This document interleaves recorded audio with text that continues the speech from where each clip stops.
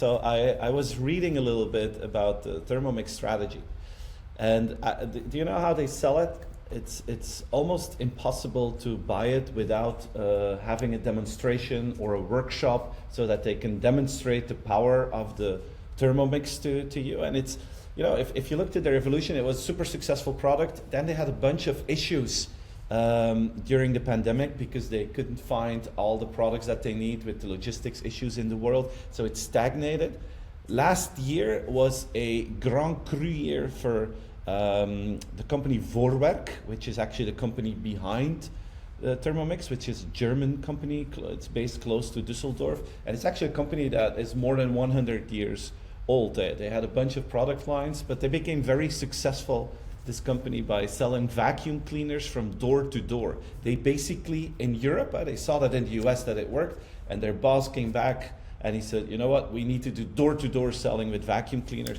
And that became a big success. Then about a few decades later, they invented Thermomix, and they said, well, door-to-door is going to be hard, but we'll have to figure out a new model. So they created this demonstration model where you actually see the power of the product, because it's an expensive product. And they come to your home to demonstrate? No, you go to them, and then you see what's happening. It's, if you don't buy it in the Aldi, it's about 1,500 euros for the OG one.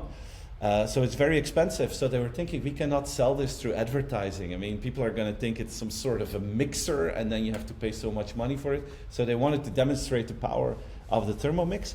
And that is the core of their success. And I'm sharing this because they sold last year more than 1 million of those Thermomixes. It was their best year ever. And the secret is ambassadorship, word of mouth, and managing that. Like you're doing right now, Steven. I'm selling for them. I'm selling for them. Are you getting paid for it? I'm not getting paid for it. My wife bought the Thermomix and gave it to me as a present. So. Okay. Yeah. Is she getting paid? I'm not aware of any deal around this. But it's the influencers are the top chefs. The ambassadors are hobby and amateur chefs like myself, and the demonstration sales model.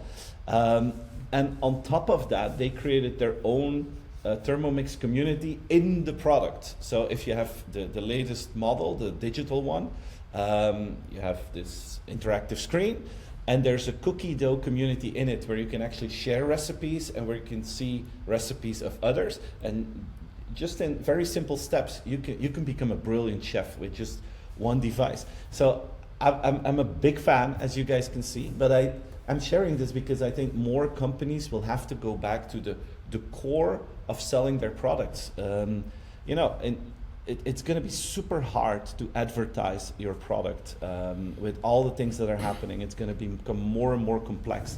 And we forget that it's actually not about the advertising. It's about the power of ambassadorship, the power of word of mouth.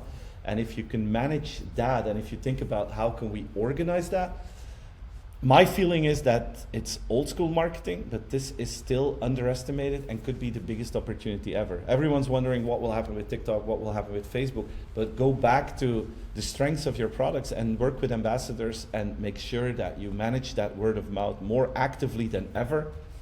I think this is what we should focus on in 2024.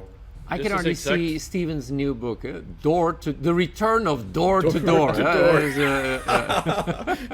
But talking about door to door, did I ever share that story that, and I think we were in the US together, Peter, when that happened. My wife was panicking completely because at a certain moment there was someone at the door, but she didn't have time to open up.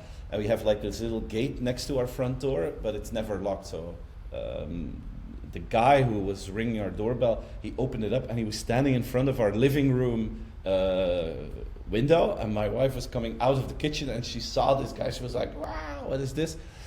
And she instantly called the police. She says, there's someone here, and she was panicking. And afterwards, it was a door-to-door salesman of HelloFresh. So, I don't know if you can call HelloFresh a tech company, but at least it's a startup with a new business model.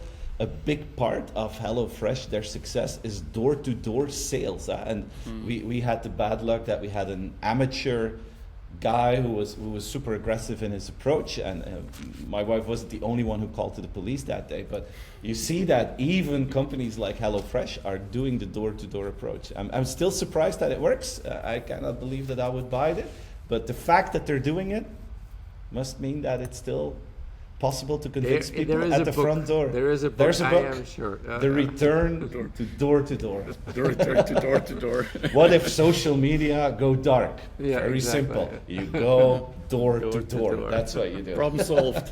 Problem solved.